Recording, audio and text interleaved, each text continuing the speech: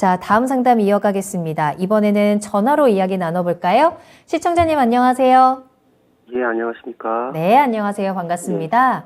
자, 어떤 종목 궁금하신가요? 예, 기아요. 기아 매수가랑 네. 비중 어떻게 되실까요? 73,500원에 100%입니다. 100% 들어가셨어요? 알겠습니다. 아, 근데 이렇게 손실 보고 있어서 어떡해요? 자, 좀 살려낼 수 있는 방법이 있을지 어떤 점이 가장 궁금하세요? 한 7, 8개월 전부터 쭉 모아오다가, 네. 예, 모아오다가 비중이 자꾸 늘고 해서 좀 물타기를 하면서 100%까지 왔는데 뭐 우량 주고 해서, 이게 연말 안에 지금 제가 매수한 가격까지 올 수 있을지 아니면 또 좀 길게 좀 끌고 가도 괜찮은지 그런 게 좀 알겠습니다. 전기차 모멘텀이 네. 있어서 좀 장기적으로 가도 괜찮은지 그런 것도 좀 궁금하고 해서요. 알겠습니다. 자, 기아입니다. 과연 지금 그동안 또 워낙에 계속 모아오셨던 종목이어서 더욱더 좀 애정도 있고 꼭 살아났으면 하는 바람도 있으실 것 같은데 기아 어떻게 대응하면 좋을지 김정수 전문가님과 이야기 나눠볼게요. 연결해 드리겠습니다. 예, 예, 안녕하세요. 예, 안녕하세요. 예, 네, 기아 같은 경우 뭐 대표적 우리나라 우량주라고 볼 수 있죠. 예, 근데 우량주에 대한 기준을 이렇게 한번 바꿔보는 것도 좋을 것 같습니다. 그러니까 기아를 우리가 전기차로 본다면 높은 밸류를 쳐줄 수 있죠. 예, 근데 전기차 관련된 주식으로 봤다면 주가의 움직임이 배터리 섹터들하고 연동되지 않았을까요? 그죠? 그러니까 만약에 LG 에너지 솔루션이나 삼성 SDI나 뭐 포스코 케미칼처럼 최근에 신고가 가는 주식들이 있었잖아요. 시장이 굉장히 안 좋았는데도 불구하고. 그러면은 전기차라는 것 자체에 들어가는 배터리 관련된 주식인데 만약에 기아 자동차를 전기차로 분류를 했다면 그죠? 시장에서 전기차로 분류를 했다면 이들 주식하고 같이 연동되는 게 맞지 않았냐 이겁니다. 그래서 기아도 그렇고 현대차도 그렇고 전기차를 만들고 있죠. 예, 전기차를 만들고 있는데 전기차를 만들고 있는 게 기아의 이익에 얼마만큼 차지를 하느냐를 보면 굉장히 작은 부분을 차지하잖아요.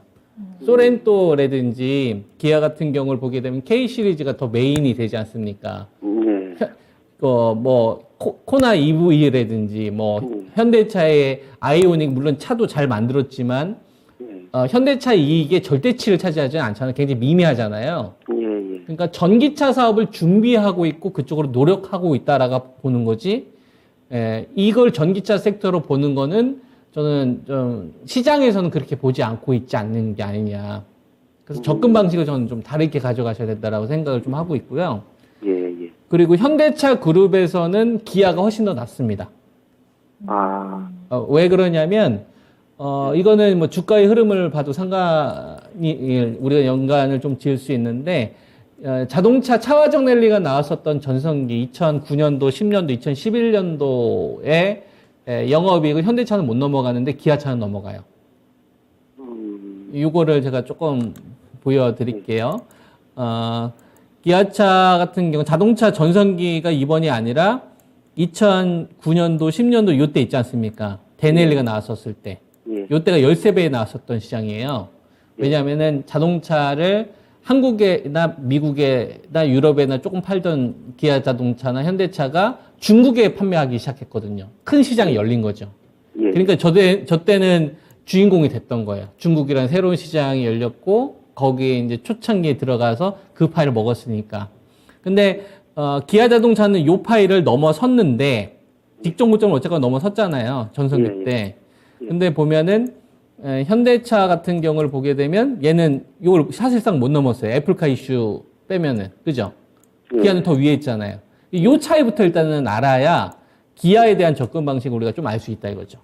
왜 현대차보다 기아차가 더 높은 밸류 유지할 수 있었을까?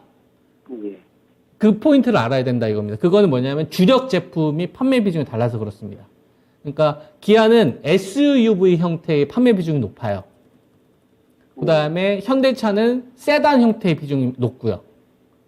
그러다 보니까 지금 대세는 세단보다는 SUV가 전 세계적으로 히트를 많이 쳤었잖아요. 그리고 마진도 더 많이 남아요.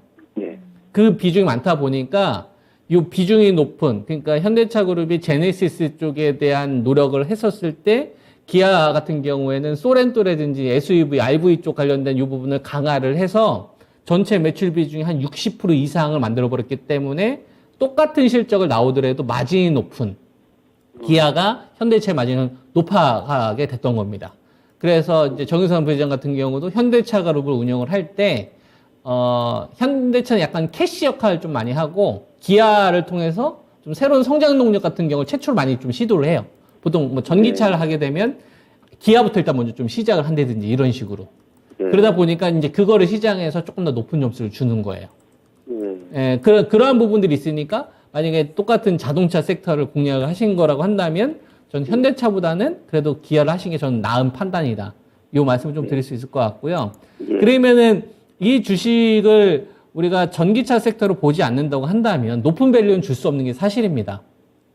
왜냐하면 내연기관의 점유율을 뺏어가는 게 전기차 쪽 시장이기 때문에 내연기관 같은 경우가 1년에 한 8천만 대 정도 팔리는데요.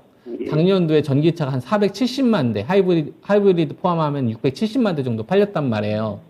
그럼 전체 비중이 한 8% 정도 되는 거니까 앞으로 시간이 지나면 지날수록 이제 내연기관에 대한 판매 비중은 점점 줄어들게 되고 전기차 비율이 높아지게 되는 거니까 현대차나 기아의 입장에서는 수성해야 되는 입장인 거고, 그 다음에 테슬라나 이런 업체들은 점유를 뺏어오는 이런 상황으로 대치가 돼버리고 있는 거죠. 그러니까 기아 같은 경우에는 전기차 쪽으로 열심히 노력을 하지만 지금보다 훨씬 더 빠른 속도로 가야만 높은 밸류를 받을 수 있을 거라 생각을 하고요. 그렇지 않게 되게 되면 전체적인 밸류가 톤다운 되는 게 저는 맞다라고 저는 생각을 해요. 그래서 지금 66,300원 정도 기록을 하는데, 제가 중요하게 보는 자리는 76,000원에서 77,000원입니다. 저 자리를 저는 빨리 넘어가야 된다라고 보고 있고, 이 자리를 만약에 넘어가지 않게 되면 하방 공략이 나왔었을 때쯤 대비를 하셔야 될 것 같아요. 제가 제시해 드릴 수 있는 거는 61,000원 자리에서 한 6만 원 정도가 됩니다. 저 자리가 악재가 나오더라도 반드시 방어가 돼야 돼요. 만약에 저 자리가 깨지게 되면 그 데이터 화재 사건 때문에 이제 네이버나 카카오 이런 거 말도 안 되는 폭락들이 나왔던 거 기억나시죠? 그게 공매도 타켓이 돼서 그렇습니다.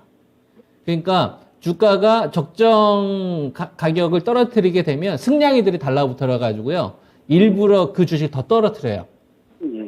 그래서 그 공격이 좀 될 수도 있으니까 좀 대비를 좀 하셨으면 좋겠습니다. 그래서 제가 제시해 드릴 수 있는 게 76,000원에서 7,000원 정도를 빨리 넘어가야 되는데 이 자리를 넘어가게 되면 추세 복귀를 좀 시도할 수는 있으나 만약에 저 자리를 넘어가지 않게 되면 좀 열어 놓으셔야 될 것 같다. 6만 원대 초반까지는 방어를 열어 놓으셔야 될 것 같고, 만약에 저 자리가 깨지게 되면 좀 큰 조정이 나올 수 있으니까 그 전에 좀 비중 조절을 일부라도 하셨다가 차후 대응하시는 게 전 낫지 않을까 싶습니다. 네. 네. 알겠습니다. 네, 요 가격 76,000원과 61,000원 꼭 기억하셨다가 비중이 지금 워낙에 꽉 채워 있는 상태니까 비중 잘 덜어내시면서 대응하시길 바랄게요. 고맙습니다. 네, 오늘 전화 주셔서 감사합니다. 네. 네.